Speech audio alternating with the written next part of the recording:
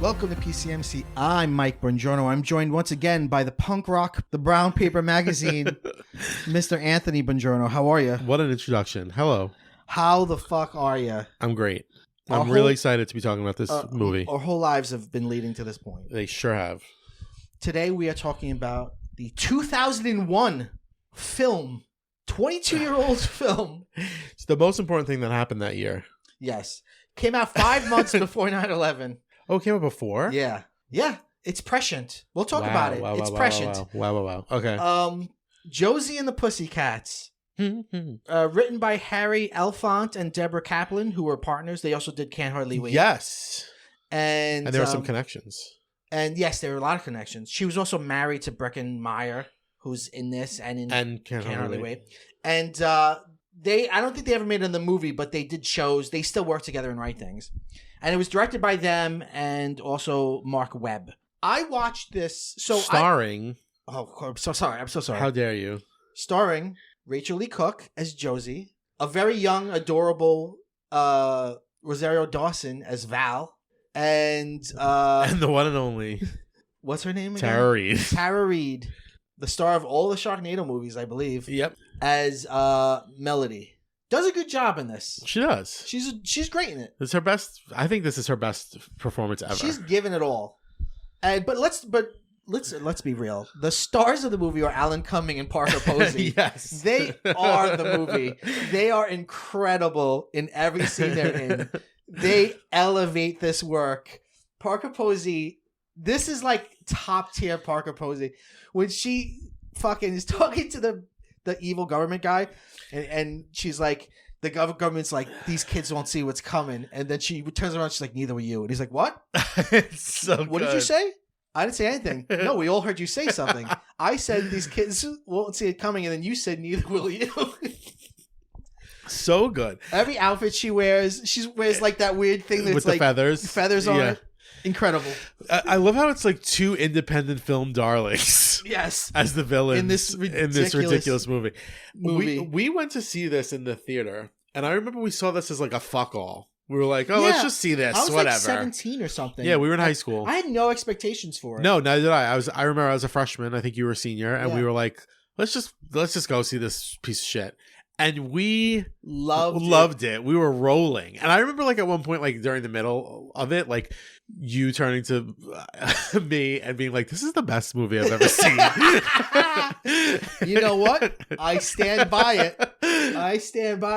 By the way, it's still sitting at a 53% rotten score on Rotten Tomatoes. It was a big flop.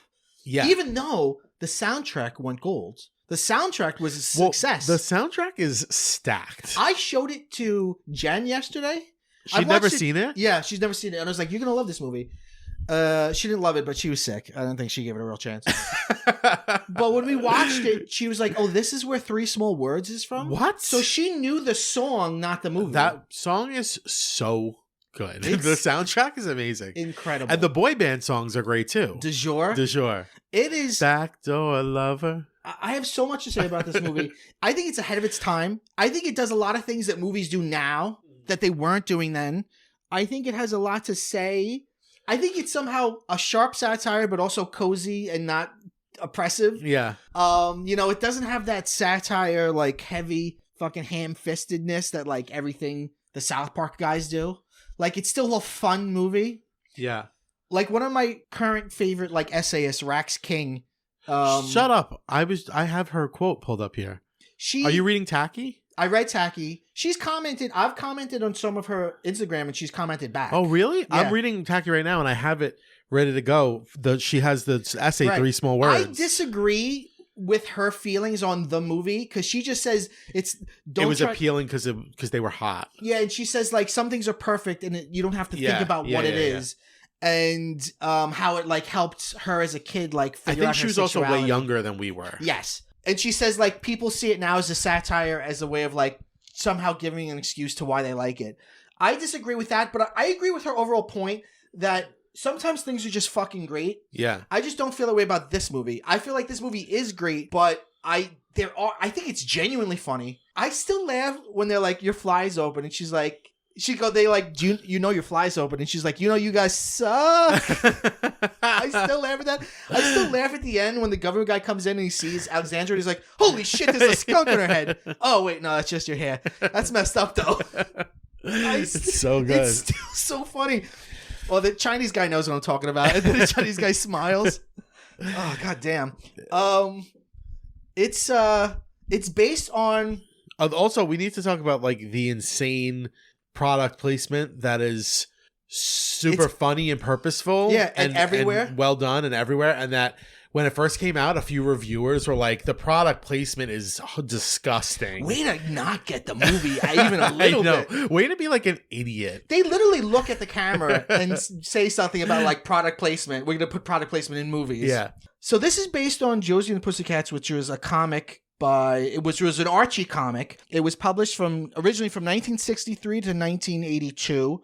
The current show Riverdale has Josie and the Pussycat characters. I know, but I bet they suck compared to these Josie and the Pussycats. They're all black now. Well, then I take back what I said. They're like more of an R&B group. I don't know. They're not that's cool. They're but not Riverdale like main sucks. characters. They're like.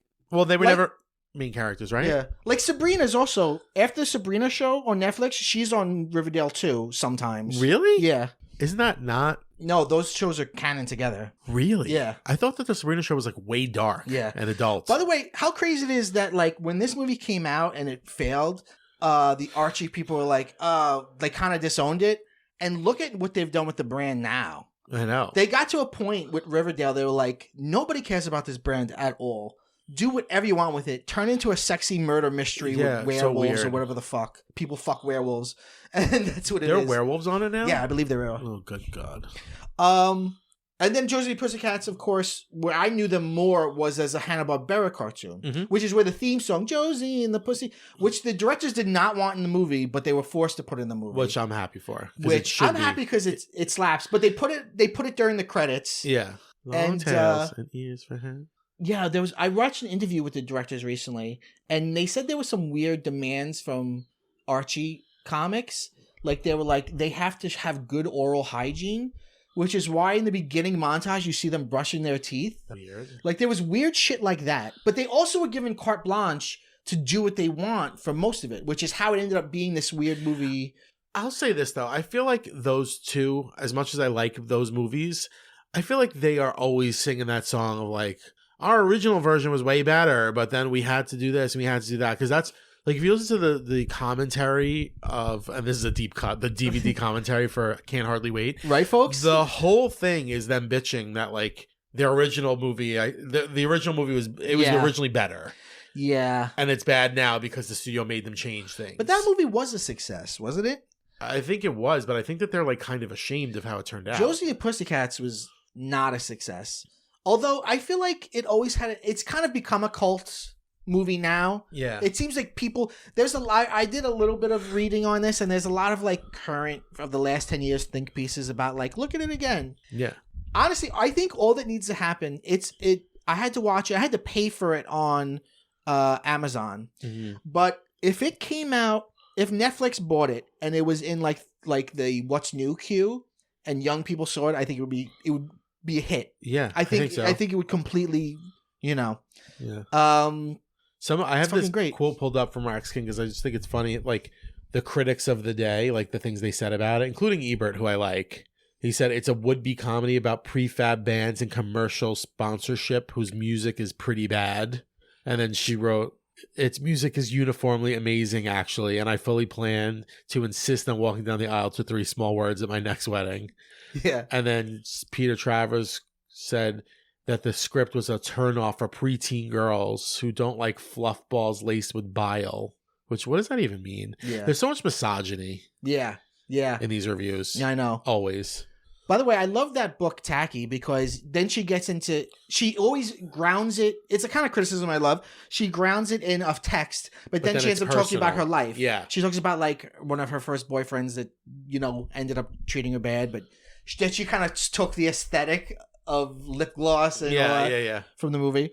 The movie does have an incredible look. You've got all the product placement, but it's not just in the back. Well, it's in the background, but it's not just in the background. It's integrated into every set in ways that are really interesting and dynamic. I mean, like the McDonald's in the bathroom. Well, yeah, when the girls go to New York, which is this fantasy cartoon version of New York that doesn't really look like New York.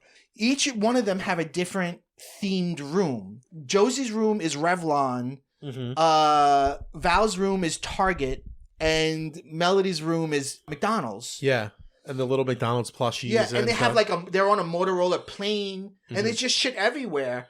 It's so clever. It's so colorful, but also the color temperature of the film is kind of very cool, so it kind of washes it a little bit. Well, it does have like that early 2000s, like frosty, lip glossy, cool. I think it's so... And it's a lot of montages. Yeah. But it's basically a musical. Mm-hmm. I love Mr. Movie Phone in it. Yeah, you slept with him. Well, he's like, Josie doesn't even like you. Seriously, she told me. Yeah. It's so good. There's so many references that people would not get now. The one part that does not hold up at all is the TRL part. I know. Ari Spears is just painfully hard to watch. And I mean, the joke there was that Carson Daly and Tara Reid were together in real life. No, I think they met there and got together after that movie. Oh, really? I think so. I thought they were already together. But he's horrible in it. I'm Carson Daly. Check the nails. Oh, my God. It's so bad, but it's also kind of funny. Oh, yeah. And it's all just cardboard cutouts. It's so weird. Yeah. Remember TRL? God. That's the thing that people like TRL, and it was big. Well, that's the thing that maybe kids today wouldn't love it because they wouldn't get a lot of it. I went to TRL once. I sat right next to Lindsay Lohan. That's great. I made a joke and it went over her head. Oh, I'm sure. I'm sure she just couldn't. You're too poor for her to even hear what you were saying. Like when you spoke, it was like. She's very freckly in real life. Oh, all right. I asked her whatever happened to her twin, and she was like, "What?" I was like, "Your twin." And then she's like, "I don't know what that means." And I was like, "The Parent Trap." And she goes, "Oh, what an asshole!" What an asshole I was. No, but I was like, "She was." Man, she didn't get it. Yeah, never make jokes to celebrities. They never get it. So this movie, let's see, it begins with this boy band, De Jour. Actually begins with the MGM lion roaring, and then that morphs into a girl screaming, a De Jour fan screaming. And even that's great, De Jour, meaning of the day. Yeah. It's like, it skewers things like boy bands. And Backdoor Lovers is so funny because it's tongue-in-cheek, but it's also like a take on Backstreet Boys. Yeah. And they're all so funny. Yeah. The guys. Yeah, it's Seth Green, Donald Faison, Breckenmeyer, and I forget the guy who plays Les.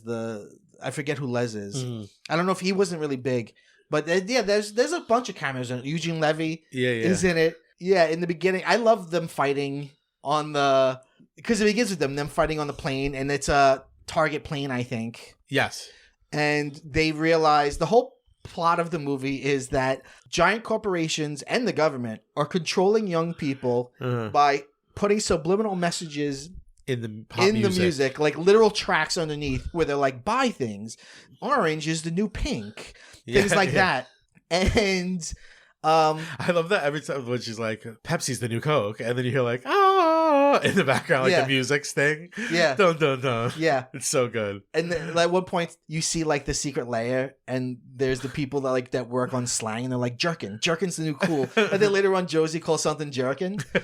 If you track the movie, I've seen it 3 times in the last 2 days. If you track it, everything when they say like, this is the new that, everyone is then wearing it. Like in the movie, it goes from everyone wearing pink to everyone wearing orange to everyone at the end wearing blue. And that follows when you hear them say, orange is the new pink or blue is the new orange. It's so interesting. It's so good. Hoo-na-na. That song at the end.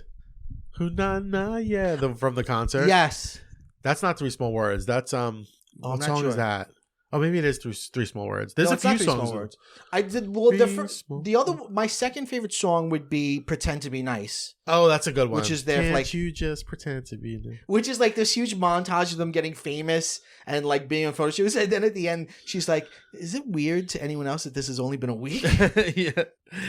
Yeah, that's hilarious. I remember we had a conversation about this movie a long time. Oh, "Spin Around" is the one at the end. Spin around. It's a great song. Yeah. Where I don't know why I remember this, but I remember you saying to me, like, only a few movies can earn having a montage of earlier scenes at the end. And this movie earns it. I don't remember saying that. But it's true. It does earn it. It does. Because they've come so far. It does earn it. Their friendship is challenged. Fame challenges their friendship. So it begins in Riverdale. Now Riverdale, when you hear it, you think of that stupid show. I didn't even know that it was in the world of Archie Comics. But like now, like every day, like Riverdale, like at one point, Parker Posey calls it Shitdale. Like it's so prevalent now. Yeah. So after the Dijon, so Dijon, they figure out that there's this subliminal messaging. Oh, I'm so sorry. How dare you? The Dijon figures out that there's subliminal messaging in the music, and their manager Wyatt, who's played by the incredible Alan Cumming, he's like I'll be right back, and he goes to the captain and he's like, take the Chevy to the levee, and then the captain and him jump out of the plane with parachutes, and the plane goes down. And "Take the Chevy to the Levee" is a reference to the fact that band died in a plane crash. Yeah, right. The Big Bopper and those other rock stars died. So it's kind of dark. Yeah. And we think at the end they're alive, but we think that the plane crashes and they kill the band. And he lands in Riverdale. Yeah. And his boss, Fiona, the, I guess, CEO of the record company, Mega Records, is like, you have to find a new band. She's so good. She's incredible in it. When they go to her party and she's like, "Hey girls, let's go gossip," and they go like have like that weird, and she's like, "Josie, how much do you weigh?" 218. I'm 215. What about when her lisp comes out and she's like, "Oh." Yeah. This movie's a little ableist. Oh yeah. Makes fun of people who are albino. Yeah. Makes fun of lisps, among other things. Originally, her character was supposed to be, when she was young, she was fat, and Parker Posey didn't want to do it. Which is funny because you still see the DNA of that in her obsession with weight. Yeah. Like this is the one scene where she's like, "I'm starving," and she like puts one Pringle on a plate, yeah. And then she goes to bite it, and she's like, "I'm such a pig." So good. So I guess we should kind of go through it. So then we do the opening credits, which is a montage, and it's the girls. It introduces all the characters with their own little title cards, right? And they're like jumping up. Yeah, it's adorable. Yeah, it is adorable. Josie is like cool and scrappy. She has a bunch of jobs. Valerie is adventurous and kind-hearted. You see her like with animals and stuff. Yeah, oh no, that's Melody. Melody's with animals. But you see Val Rosario Dawson like dressed as a Santa Claus for who does that? Oh, Salvation Army. And then you see her at some other charity thing. Yeah. And then the sort of hippie dumb one is Melody, and you see her like she loves animals. Yeah, she loves animals and stuff. Honk if you love pussies. Yeah. And then someone crashes, and then she comes out from behind a tree and it says Pussycats, yeah. Right. So like 5 minutes into the movie, there's a pussy joke. Yeah. And they I guess they live together in a fun little house. And how old are they supposed to be? I think they're like college. Okay. They're not in high school for sure.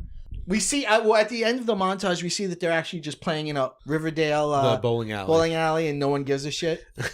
And those girls come up and they make a very out of touch special ed joke. Problematic. Yeah, it's pretty problematic. Oh, well, we also say in the beginning they introduced the other characters, which you might know from the cartoon. There's Alexander, the manager, his sister Alexandra, who's like the bitch who's jealous of Josie, and she has like the skunk hair. And then Alan M., the sexiest guy in Riverdale. Alan, I love that he's Alan M. How do you feel about Alan M.? Is he the sexiest guy in Riverdale? He's adorable. I find him a drag. When he's on screen, I'm like, and this is only like a 90-minute movie, but I need less Alan M. I like when Alan Cummings cute. Like he calls him like Adam 12, like a bunch of shit. Alec See, B. this is him in the comics. He's like beefy. He looks like Fred from Scooby Doo. Right. Well, he's absolutely is Fred from Scooby Doo. Yeah. And Alexander in the cartoon is basically just Shaggy. Yeah. But then, in the movie, I mean, he's a good looking guy. He's like, he's also a musician, and he's like, he goes over to Josie's house, and they're pals, but he likes her, and he doesn't say it, and she likes him, and he doesn't say it. And his car's broken down, and she works on it, because I don't know if you know this about Josie. She's not like the other girls. She could work on a car. She can. Working on a car, a girl working on a car in a movie is I'm not like the other girls 101. I know. You're not like the other girls. So, they're like, oh, let's go out and we'll go out and we have to make ourselves successful. They find out that de jour died. And it's funny, you see MTV News, which I don't think is the thing anymore. No. And they're like, de jour is missing. Coming out tomorrow, a box set of the greatest hits of de jour, which something you can miss if you're not paying attention. And then, so they're sad that de jour died. And then they're like, let's go. We got to go out and be successful. So they decide to like go and stand in front of a store and do some show. And then they get cops chase them away. And then there's a gorgeous use of Meatloaf's yes, it's so good. Paradise by the Dashboard Light, because Alan Cumming is driving and his boss is like, you got to find me a band. And he's like, she says, move my ass. I'd like to see her move her ass just once. And then they run right in front of him, and he stops short. It's so good. And they're like in the light, like framed by the light, and there's like wind blowing on them. Yeah, and then he picks up an empty CD and he like he frames them in it. Yeah, it's so good. And it's beautiful. And then he's like, I'm gonna sign you, even though he hasn't heard their music. Yeah. Well, we should also say in the beginning, they're just the Pussycats. Right, they're just the Pussycats. So the contention is sown when they try to make Josie the star. It's interesting because their aesthetic is kind of like punk rock, but they seem very, very down to earth. They're not, like she wears like a Sid shirt, which would be like Sid and Nancy reference, but she's not doing heroin. No. You know what I mean? They do seem like good They're very Archie wholesome kids. It's just the aesthetic of like badass rock and roll. It's like pre-Avril Lavigne. Yes. Was it pre-Avril Lavigne? Yeah, I think Avril Lavigne was not till like a year or two later. Are you sure about that? All right. Let's see. Let Go was her first album. Take off all your clothes. Avril Lavigne Let Go came out in 2002. Clothes. Oh, okay. I'm with you. So but they're squeaky clean. Yeah. This movie, like I said, for its like satire, it's super wholesome. It's super wholesome, and it's just comfortable. It really is comfortable. It's like a nice bowl of ice cream. Well, like Rax King says, there's like zero sex in it. Yes. For all of the like sexiness. Yeah. It's just like Archie comics, and that there's no, well, now Riverdale is a different story, but in the original Archie comics there was no sex ever. The most sex is when he like, again, a cliche in movies, he zips up her. Yeah. And it's so funny because you're both hot and you like each other. Like, obviously you like each other. It's funny that like she doesn't think he likes her and he doesn't think she likes him. And it's like, come on, you're hot people. So even though he doesn't know anything about them, he signs them. And then they go on, he takes them to New York. And Alexander and Alexandra go with him. Alexander says to Alexandra, I don't even know why you're here. And she goes, because I was in the comic book. Yeah. Again, that's some like Deadpool shit. Like that's... Yeah. This movie has a lot of fourth wall breaking in a way, like obviously that's been around forever, but in a way that I feel like is more common now. Yeah. Yeah, it gets very meta. Yeah. And then what does she say when he's like, what? She says nothing. Yeah. She goes, nothing. Yeah, it's so... I remember like being like, oh, that's so funny. Like, that's so clever. It was really ahead of its time. Yeah, I agree. In doing that. Well, when they 2001? Yeah. To be doing that? I know. When they go to New York and they see the big billboard, it's so funny. Like if you really think about the timeline, because he meets them, then the next day they go to New York and there's already like a giant thing in Times Square of Josie and the Pussycats, and Valerie's like, "We're just the Pussycats," and he's like, "Well, our market research says that we have to have someone up front to identify with." Yeah. And then I got another fourth wall breaker. He says, "What would you rather do? Listen to a band called the Pussycats or?" Listen to a band, read a comic book, watch a cartoon, and go see a movie called Josie and the Pussycats. Yeah. So, and sometimes like Alan Cumming, like looks into the camera, like looks straight at the audience. Yeah. So yeah, but look, I'm not to argue with Rax King, who I love. I'm not saying that it's smart and therefore I'm allowed to like it. I think you could like any fucking thing you want. I just think that there's a lot of value to it more than, the way it looks. No, and I never liked it for the way that it looks. Like she says here, I have it in front of me. They're talking about critics. They missed the subtle hotness that had us preteen girls so spellbound in 2001. But she's younger than us. She was like 10 when she saw it. And she's also a female. We were in high school. Yeah. And also, she's a girl. I don't think... I always liked it for the satire of it and thought it was like super funny and clever and meta. But as a Gaiman, cute. As a Neil Gaiman. As a Gaiman, did you...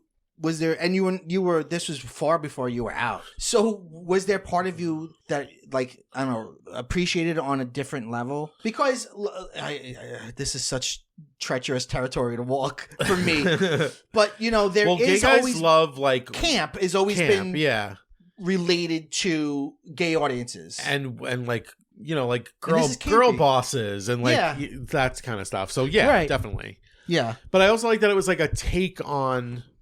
It was like playing with like Spice Girls kind of stuff. Like it was like what I loved about it was that it was campy, but also like has a self-awareness that makes it really funny. Yeah. And I think, the gay audiences always respond really well to like things that are really humorous. Yeah. And like wink kind of. Right. And that has that. Like I know that this is like a big gay movie.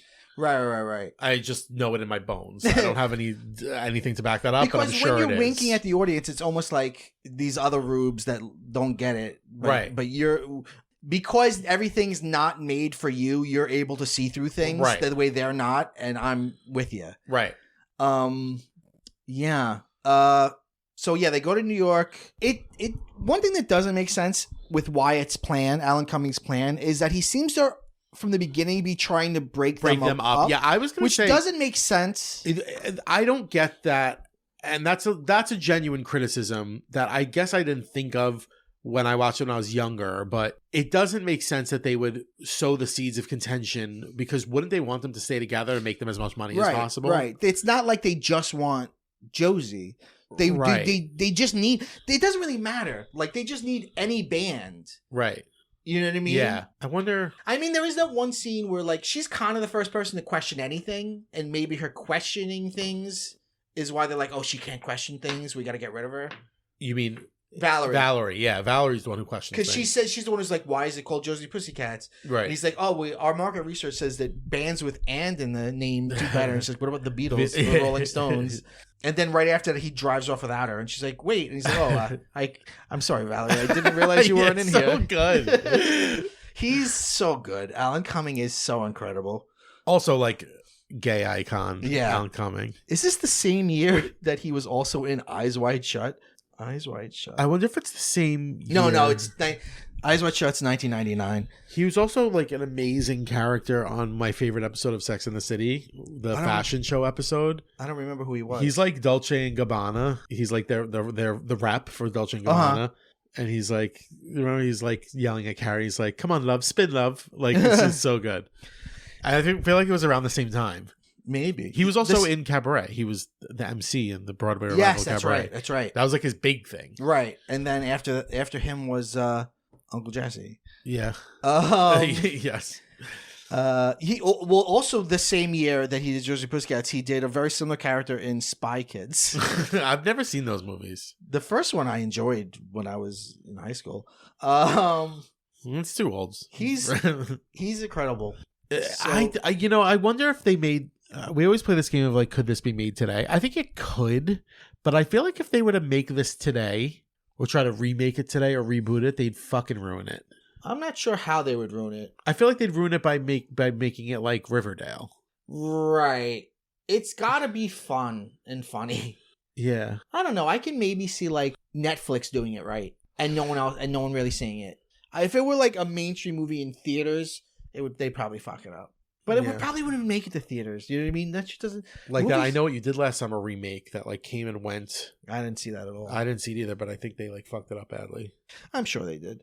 Like it's so crazy that we're in this time where like there's reboots of things that were so popular from our youth that it's like, did that even come out yet? Like what? Right. The composer of this movie was a guy named John Frizzell, and he did a lot. He's done a lot actually, but like not a lot of big things. But I really like the score here because it's very like Danny Elfman. It's dun dun dun dun dun dun dun dun dun dun dun dun dun dun. It's I love it. It's very fun. It's very playful. You know, it helps with everything else, with every other, you know, aesthetic. It sets the sort of, it sets it. That's why, like, it's the kind of thing you could just put, like, I could just put it on, yeah, and just be like, this is candy. This is so much fun. That's how, it's one of those movies like Clueless is like that for me. Yeah, or even Mean Girls, for Princess Diaries. Yeah, you know, for something that's an early aughts movie, it doesn't have a lot of the early aughts stink on it.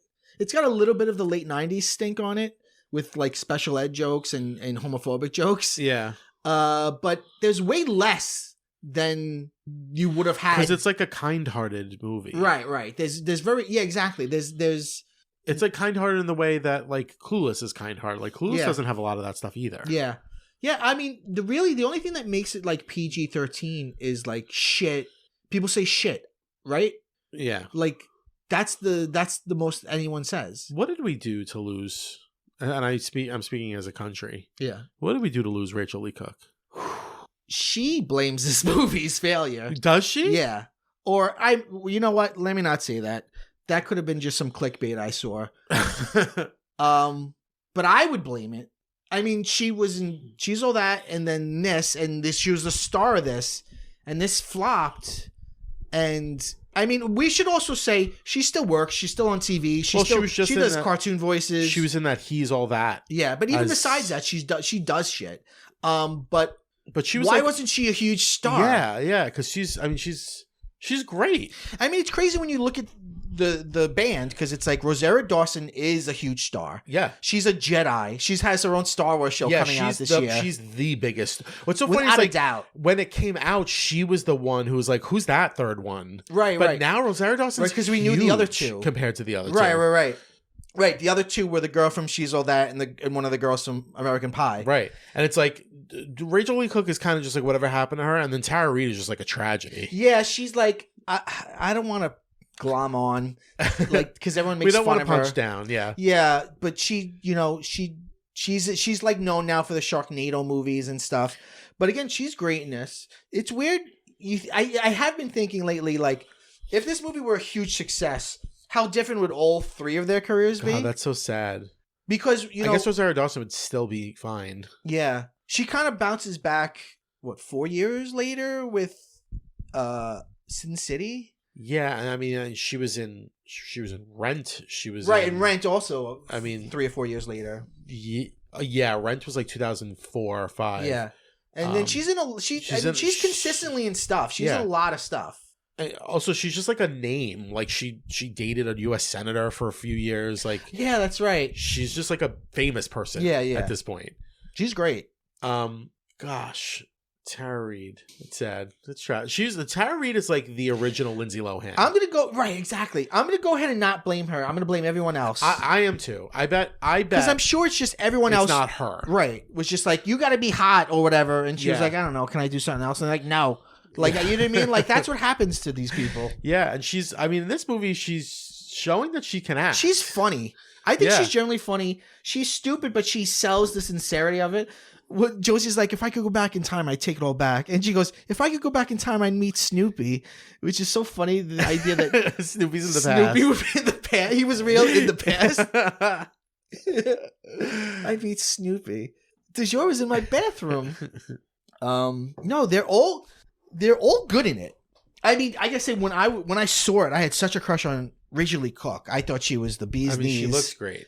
She's her hair. She's incredible. Yeah. She I thought she was the bee's knees. I did. I thought she was the cat's pajamas. You know what I mean? Like, it's. Well, she had just come off of, like you said, I guess the year before, where She's All That. Yeah, she was a rising star. Damn. Too soon. Yeah, and Missy Pyle, who plays Alexandra, she's okay. Yeah, she's a comedic character actor. Yeah. And the guy who plays Alexander, He's not a lot, but if you saw that incredible miniseries from a few years ago called limited series called The Night of. I haven't. Spoiler: it was a mystery. Spoiler: he was the killer. Okay. He's pretty good in that. He's pretty like shitty like villain in that. But he's good in this too. Yeah. They're all funny in this. Yeah. I think that's one of the reasons why it holds up because I think it's still funny. Like it still makes you laugh. Yeah. Yeah. It's legitimately funny. Yeah. And again, I can't stress enough. The songs are really good. Guys, the songs are fucking incredible. So yeah, they're in New York. There's a montage where they get like their hair done and shit, and now they're in a hotel, and then they record. He introduces them to this machine that he calls like, it's Mega Sound 8000, which is what inserts the subliminal messages. Which is ridiculous. Like, what does that even mean?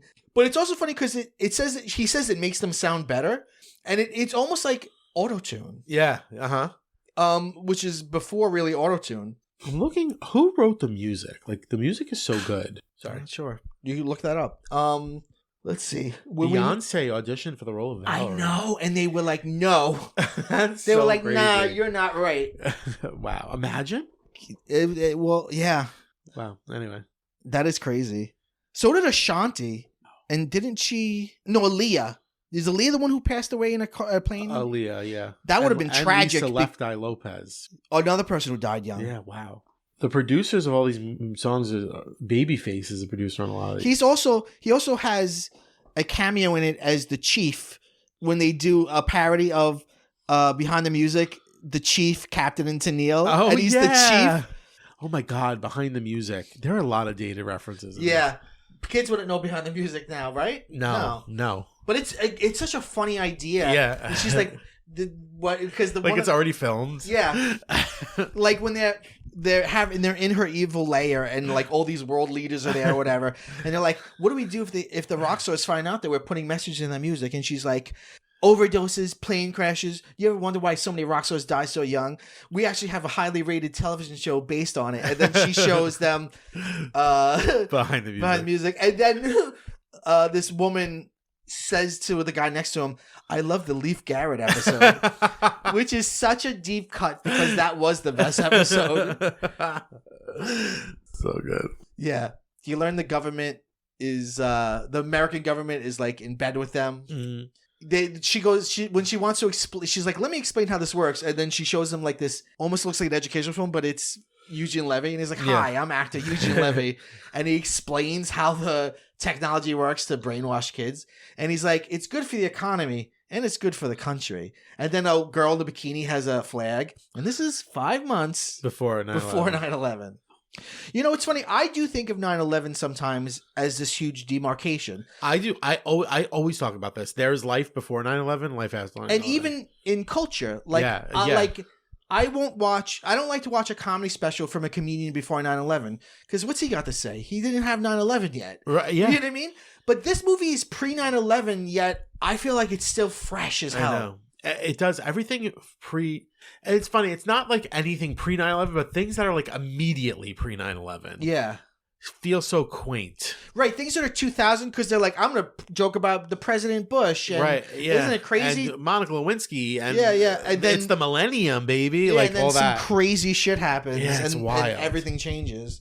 Yeah. But this movie, despite the dated references, you know, well, I think this could become popular because Friends has dated references. And a few years ago when Friends hit Netflix, a whole new generation of kids my students loved it.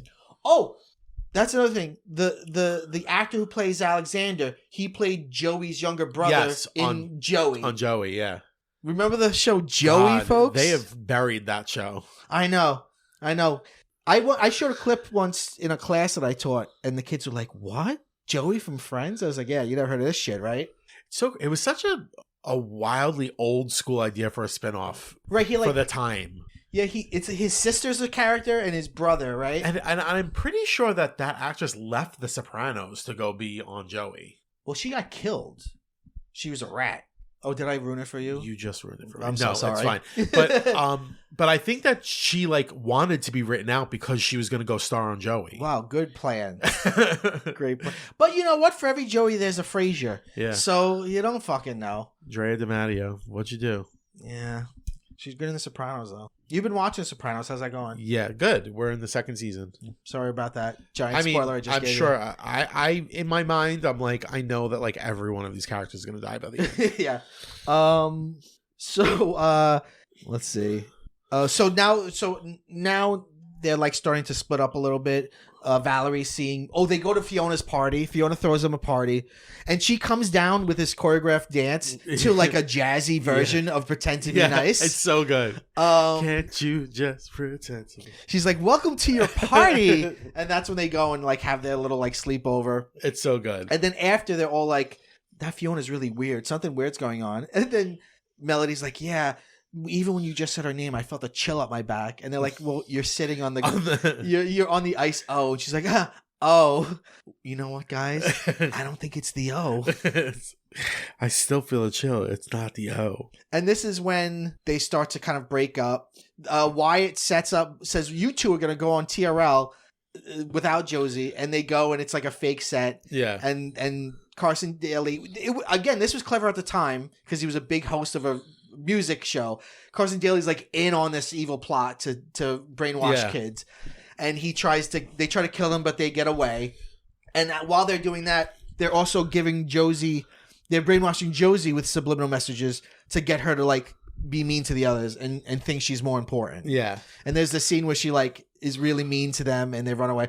And she says to Melody, "You know what? Puppies grow up and become dogs and then they die." And then in the montage after that, you see her crying with a bunch of puppies. It's so sad. Where'd she get all of them? I don't know. And then what happens after that? Oh, Josie, she realizes something's up. She falls and she's using like her a CD man, her disc man. She drops it or something. And she realizes something's up, and then she goes to meet. She goes back to the hotel and she meets Alexander, and they go to the recording studio to try to investigate what's going on. And she finds out that they do the subliminal message thing, and then Fiona comes in and she's like I'd let you get away with it. And then that's the end, basically. Did you notice that those like puffy things on the walls turn yellow? Yes. I remember listening to, again, the DVD commentary and them saying that like just like from people's breath, like those things just actually turned yellow. I don't know if I ever heard the DVD commentary. Yeah, I did because I remember that detail. We have to do an episode of DVD commentaries because I don't. What a lost art. If they do exist, they're minimal. You know what I mean? Because disc media is so not popular. Well, I just remember that was like how you knew that somebody was like really into movies. It was like, do you watch DVD do you listen to DVD commentaries? It's like podcasts. Yes, it really was like podcasts. And it'd be like, of course I listen to DVD commentaries. I'm cool. Yeah. I remember like going over to people's houses and it was like, "Oh, you want to watch Vanilla Sky?" "Sure, I do." "Of course we do. This is 2000." And like, "You want to watch it with or without the commentary?" And it's like, "With, of course. We're classy." And also, like, remember there would be movies where it's like, this has 4 commentaries. Yeah. One is of the actors. One is of the writer by himself. One is of the director and the writer. It's crazy. Well, at that time when you would buy a DVD, you would be like, "What's the value in it?" You almost wouldn't watch the movie. It was like, what deleted scenes you're gonna give me? Yeah. You're gonna give me a little documentary. Yeah. You got some audio commentaries. Give me a little featurette. And it was always good when it was an audio commentary from some surly person, or like if the movie failed and they could just fucking be an asshole in it. I mean, how often do you get that now? I guess only in podcasts, but like still, where like you still get it. Like you're getting the art. You're getting it with them talking you through it, literally.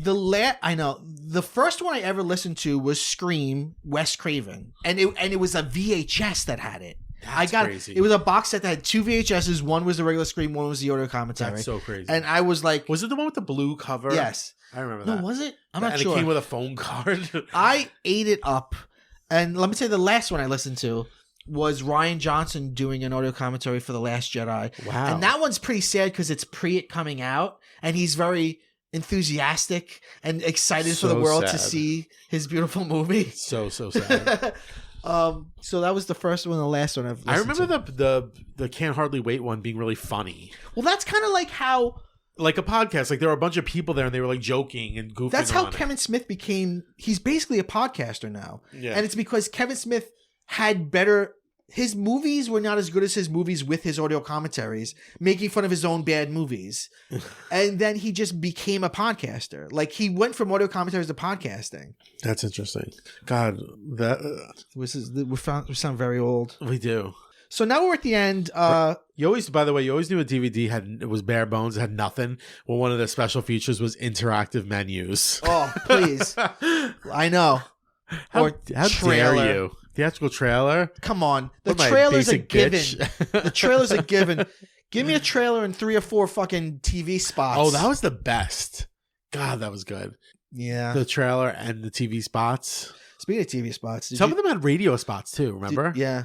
Did you see that TV spot during the Super Bowl for Mario? Yeah, it looks good. It's pretty sweet. It looks really good. I'm excited for that. Me too.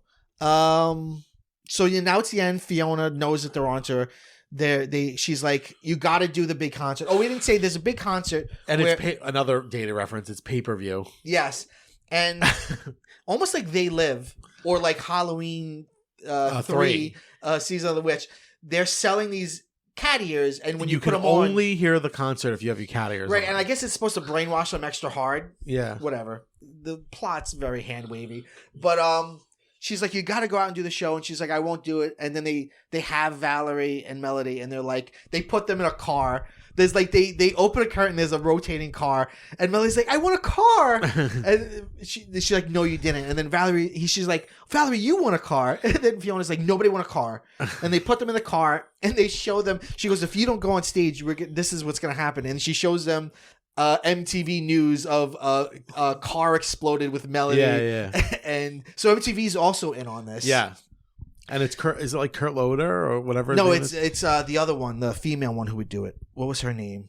Actually, it wasn't Kurt Loder though. And then they fight a little. They actually fight. Yeah. Which is ridiculous.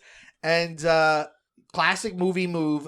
Josie gets Fiona to try to strike her with a guitar, and she moves out of the way and hits the Mega Sound 8000, and everyone hears the subliminal messages, and the jig is totally up. But the subliminal messages are all about Fiona. Like, Fiona is the coolest. Yeah. And all she wanted is friends. And yeah. we realized that she was Lisping Lisa. And she remade herself because everyone picked on her as a kid. Yeah. And Wyatt was really Wally, White Wally, because he was albino. Yeah. And then there's a gross part where it's just gross. Yeah, he takes his belly. Yeah, his belly. Yeah, it's all weird. Weird. But then it's funny. And then Alexander's like, "What's the point? We learned here that freaks should date freaks." And then Alexander's like, "No, the point is that we don't need this stuff. We don't need this bullshit." And he gets naked. Yeah, it's so good. And then he just walks off. Yeah, and then the government comes in, and Josie's like, they're brainwashing kids. He's like, what? They are? And he's like, sorry, Fiona, they're onto us, and someone's gonna take the fall for this. So good. And he's like, anyway, our studies have showed that subliminal messaging works better in movies than music, which is the whole fucking point. Yeah. And then he even says, go see Josie and Pussycats. Mm-hmm. And then underneath says, join the army. Again, a join the army joke before 9/11. And then, then she goes out and really does the concert. Yeah. And then Alan M is there. Yeah. It's adorable. He's like, I like you. And she's like, I like you. And then they kiss. And that's basically it. It's great. It ends with, I think, a pretty funny blooper reel. Yeah. Because you could tell they were really having a lot of fun making this movie. They were having a blast making this failure. The funniest part is they showed Dejor fighting in the beginning. And there was the fight where Breckin Meyer's Seth Green is mad at Breckin Meyer's character because he says he keeps doing his face in photos. He's like, that's my face. That's the face. You got to do the face. Yeah, and then Breckin Meyer is like, your mama should have gave you a better face. And I forget what he says in the movie, but in the blooper, he says, your mama should give you a better face. And then Seth Green goes, my mom's dead. Which clearly is improvised because everyone cracks up. It's really funny. Parker Posey's having a great old time. They were having a ball. They were having so much fun making that movie that failed so miserably. It's just a shame. It really is. It's gotta suck to be making a movie and you're having fun and you're like, yeah, we're the stars of this movie. This is so much fun. This is so good. And then it just comes out and it's like, meh. Yeah. That's gotta suck so much. It's sad because you know what? People do like it, but it's not as big of a cult classic as it should be. I want it to come back so hard that there's T-shirts of it in like box lunch, and I'm annoyed by it, and I'm like, now it's too much. You know what I mean? Like, I don't want to be the only one holding this candle. Well, us and Rax King. There's a whole thing here on Wikipedia there's a section cult status. God, this is so sad. A month before the film was released, Deke Entertainment, which that was always hilarious as a kid, bought the rights so they were going to make a cartoon, based on it. But then I don't know if this is true because IMDb is filled with bullshit that people just write. But I read a piece of trivia that said the reason the Scooby-Doo movie that came out the next year was PG because they originally wanted to do a bunch of PG-13 skewed older Hanna-Barbera things. And when this failed, they decided to make Scooby-Doo PG. Maybe. That could be totally wrong, though, because I don't know if Hanna-Barbera had anything to do with it at that point. And also, Scooby-Doo was awful in its own way. Yeah. But then there's Scooby-Doo 2 Monsters Unleashed. Your vibes are off. Your vibes are off during Scooby-Doo 2 Monsters Unleashed. Millennials be like, what's wrong, hon? Your vibes are all off during Scooby-Doo 2 Monsters Unleashed. Our parents are like, hey, we should have a kid at my house. Let's have a baby. Okay. Hilarious. Well, what's left to say? Other than if you haven't seen this movie, oh my God, get eyes on it. I watched it 3 times in the last 2 days and I wasn't bored by it. I was like, this is fun. I'm still enjoying this. I'm surprised Jen didn't like it more. I know, right? I said this is going to be your favorite movie. Because it seems like the kind of thing that would be foundational to her, but I think it came and went so fast. You know what I mean? I remember when we saw it, it was us in an empty theater. Yeah. Which now that's the Rachel norm. Lee Cook was in the back crying. Yeah, now that's the norm, but back then. Yeah, I know. Isn't that sad that now that's the norm? Yeah, I can't remember the last time I was in a crowded movie theater, honestly. Honestly, when I go to the Alamo and see repertory stuff, we live in Staten Island, New York, where there's a lot of Italian Americans. So I went to see Goodfellas. Well, and it was sold out. Yes, it was. Well, that's fun. That was the most. It was when fun. we saw Moonstruck, and that's a great movie. There was a lot of people for Moonstruck. Yes, there was. And there's something about comedies that when you watch them alone, you could appreciate that they're funny, but when you watch them with a crowd and you hear laughter, it's like cathartic. Where you're like, oh, this is funnier. That's why old shows would put laugh tracks in. Yeah. Like Moonstruck, watching it with a crowd was like, oh, this is really funny. Right. Because you also like the tone reads more. You're like, oh, I get it. Every single thing Nicolas Cage is doing is a joke. Right. Like he's ridiculous. And like all the Italian over the top Italian stuff is really funny. Yeah, yeah. Anyway, movies.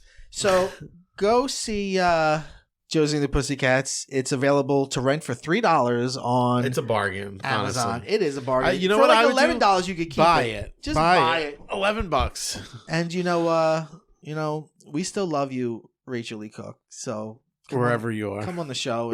come on down. Come on down and be just one of the hosts. You can be on every 4th episode. Yeah, this has been PCMC.